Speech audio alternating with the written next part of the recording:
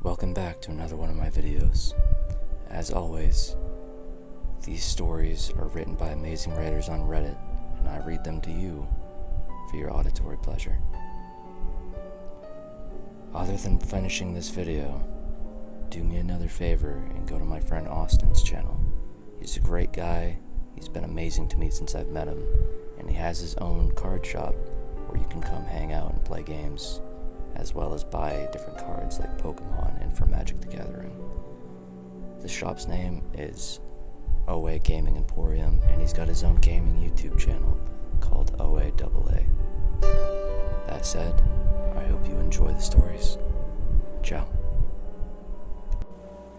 I'm sure you've seen the ads.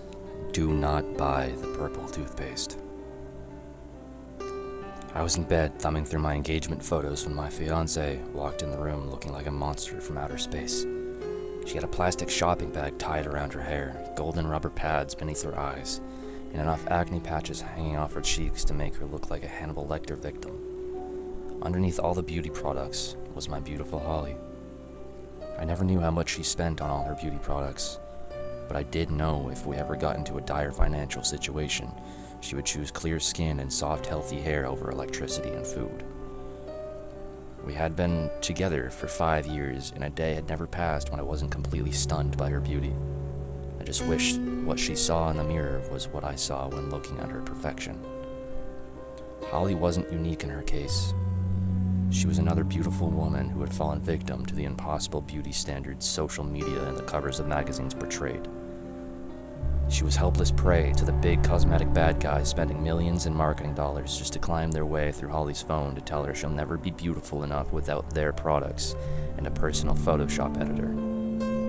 Although I thought she was perfect, through and through, if her beauty products and enhancement creams were what it took to make her feel like a confident, unstoppable woman, I supported it.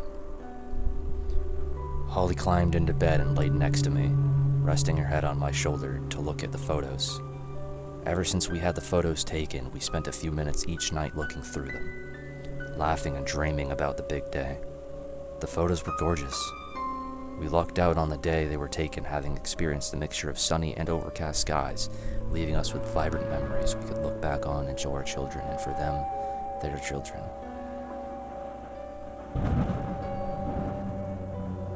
Although the photos were gorgeous, they weren't perfect. Out of the hundreds we took, she only smiled with her teeth at one of them, and that was only because, in my juvenile thinking, I farted right before the photographer snapped the picture. Holly burst out into laughter, spitting all over my face, and the cameraman had to take a knee to wipe off his tears from the gag. No pun intended. As we flipped through the photos, we finally came to my favorite. The one with her full, uncovered smile, next to me. I could see her run her tongue back and forth across her teeth. She hated her teeth, and it was a sore subject for her. Ever since I met her, she only smiled with her lips, too afraid to show the world her true beauty. Holly was so funny and kind and selfless, and had more reasons to smile than most, but somewhere in her mind was a jail cell holding her confidence hostage. I had tried so many times to break her out of that cell, but each attempt was met with steel reinforcements. Holly's teeth weren't perfect, but far from repulsive. Sure, they weren't the straightest since her parents never had the money for braces, but it wasn't the alignment of her teeth that bothered her as much as it was the color. Holly had amelogenesis imperfecta, which is a condition that causes soft, fragile enamel on the teeth which leads to discoloration. It had always been the Achilles heel to her confidence. She had tried every white strip, UV light gel, and toothpaste she could get her hands on, and none of it ever worked. It was hard seeing such a beautiful person with a large soul weakened by one small trait. Behind the scenes, I had been saving money to get Holly veneers, so she could spread her laughter and joy throughout the world with every ounce of her confidence, unashamed to brighten the darkness around her with a bright smile. The plan was to have the procedure before the wedding, but the state of the world and crippling inflation made that dream impossible. I wanted so badly for her to feel confident and smiling at me as we stood across from one another, holding hands in front of those we love most in life. exchanging our vows, and looking in the eyes of the person we'd live the rest of our lives with. Lately, I've been seeing ads all over the internet and social media for some purple toothpaste that's supposed to turn your teeth white. In all of the videos, I'm sure you've seen them. They rub the product on the corn and other various yellow objects, give it a wipe, then boom, white. It was either a genius marketing ploy to take advantage of the self-conscious, or it truly worked. For around $30, it was worth experimenting. When Holly went to bed, I placed the order. The package was at the house and waiting for me about a week later after I'd gotten home from work.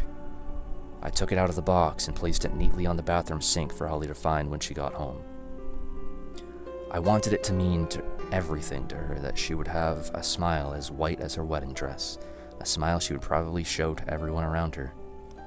When she got home, we did the usual things. Catch up on each other's days, debate for way too long about what we wanted for dinner before actually cooking it. I kept it cool and didn't tell her about the toothpaste, allowing myself to let her find it so she could catch a surprise. I became restless with anticipation, wondering if it would actually work. After dinner, we headed upstairs where she would inevitably begin her multi-step skin and hair care routine. I plopped in bed exhausted from the day, and she changed into her oversized house rags and made her way to the bathroom. Seconds later, she came back into the bedroom holding the toothpaste, smiling with her lips, and asked, "What is this?"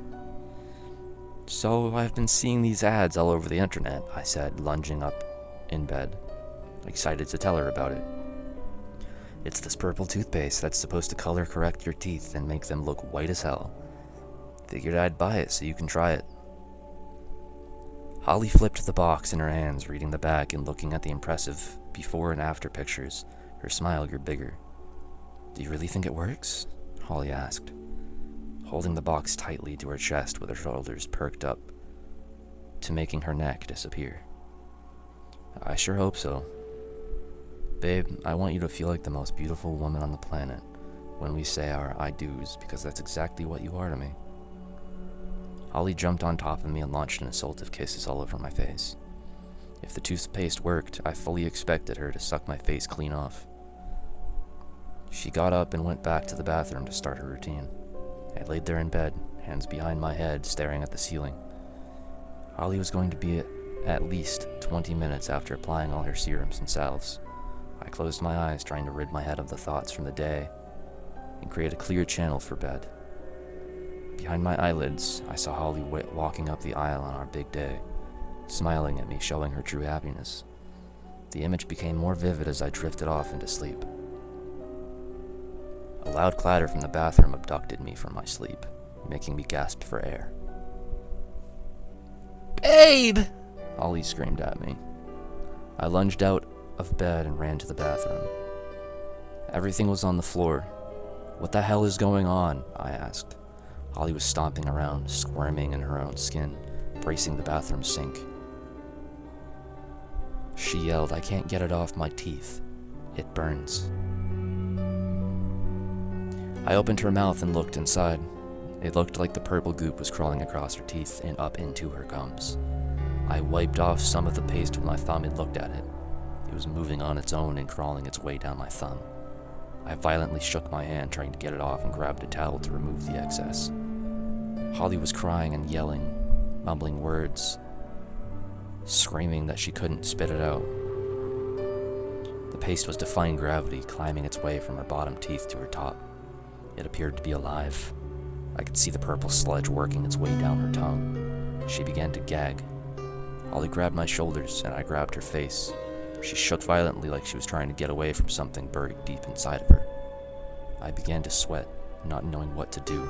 So much blood rushing to my head it made my vision red. Every time Holly moved her mouth, the purple toothpaste took up more space. Her breathing became heavy, slipping through the small openings within the thick purple webbing aggressively growing in her mouth. In a panic, she ripped the towel rod out of the wall and began to spin around, pulling at her hair and clutching her throat. Holly slapped at the walls in desperation.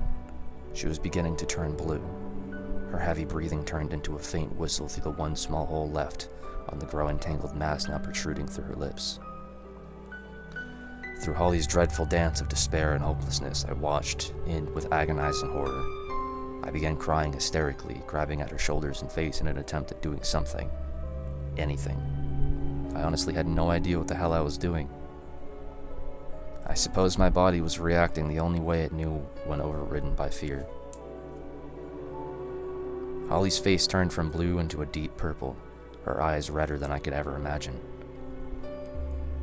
These cords of sludge started spouting from her nose. The dark purple skin on her face, highlighted by the red glow of bursting capillaries in its shade, is a shade of color I wish to never see again, a shade only found in the cold, impartial hands of death. Holly dropped to her knees, her eyes intensely locked into mine. She slid her fingers through my hair, grabbing at whatever she could for support, grabbing tightly onto life of some kind.